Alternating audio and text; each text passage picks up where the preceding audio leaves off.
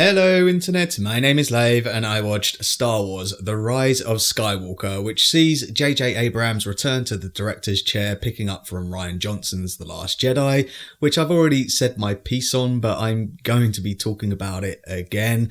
But before I get into it, this is going to be a spoiler-free review. I won't be talking about anything that we don't already know from the trailers, so unless you're going in completely blind, then you should be good. So this one picks up roughly a year after the last film. Rey, Finn and Poe and their depleted band of resistance fighters are still battling for survival, taking on the First Order and the fury of Kylo Ren.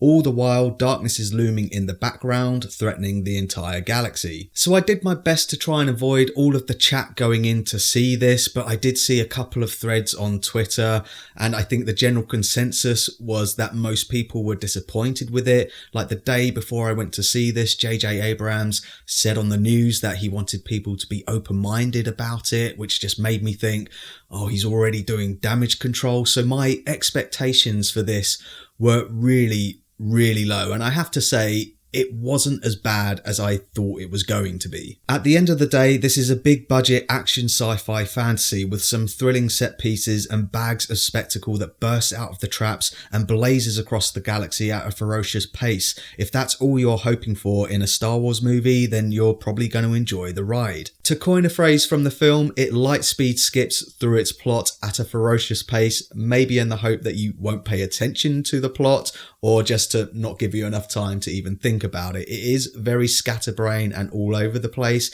and in amongst it all, it does take the efforts that The Last Jedi took to subvert our expectations, and it subverts them, or should that be reverts them?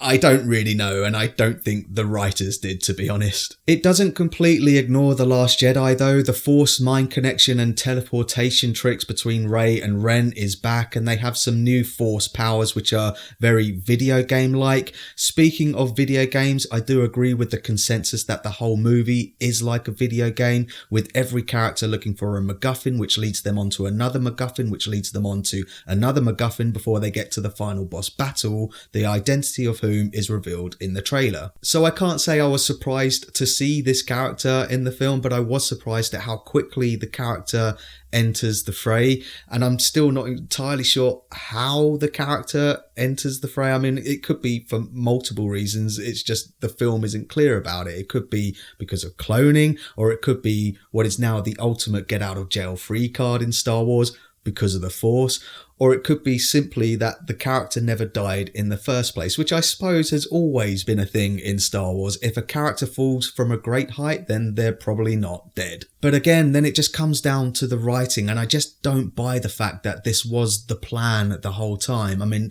if it was the plan the whole time, then I just don't think it was a very good idea.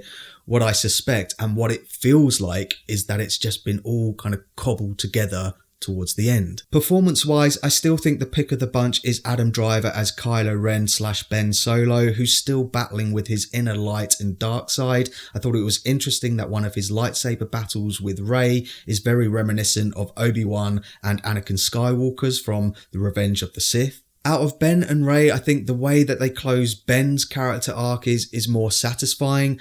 I liked Daisy Ridley as Rey in this. In fact, I liked all of the cast and their performances. I think the writing has really let down their characters. I was on board with them from The Force Awakens, and I just wanted to see more of them solidifying their friendship, which you do get a bit of in this, but not very much.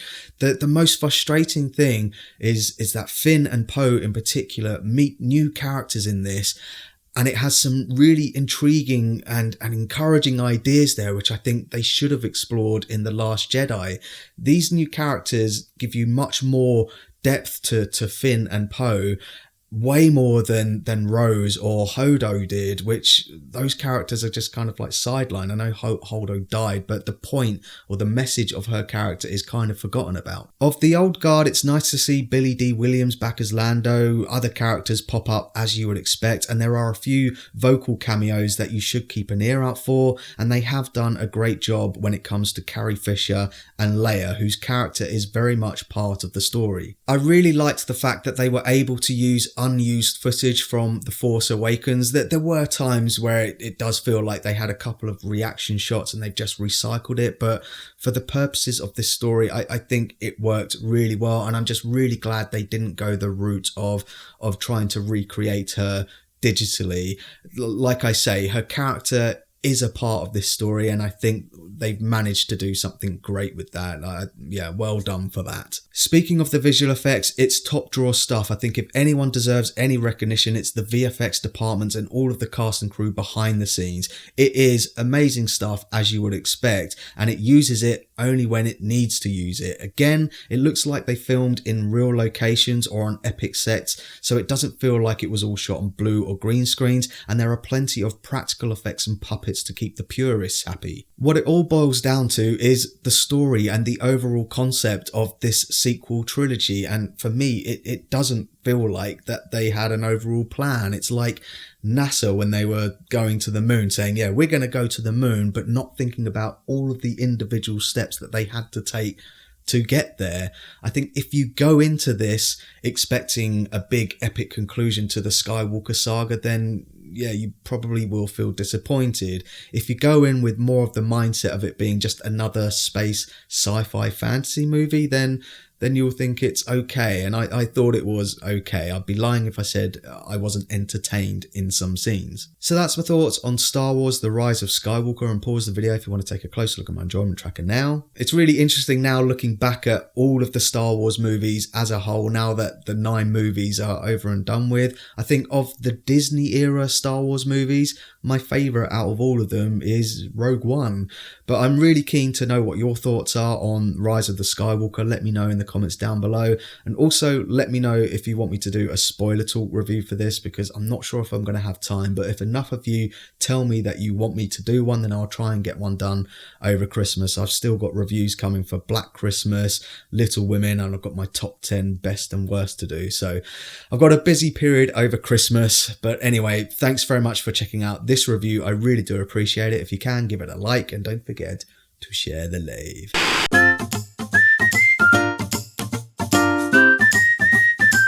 Subscribe.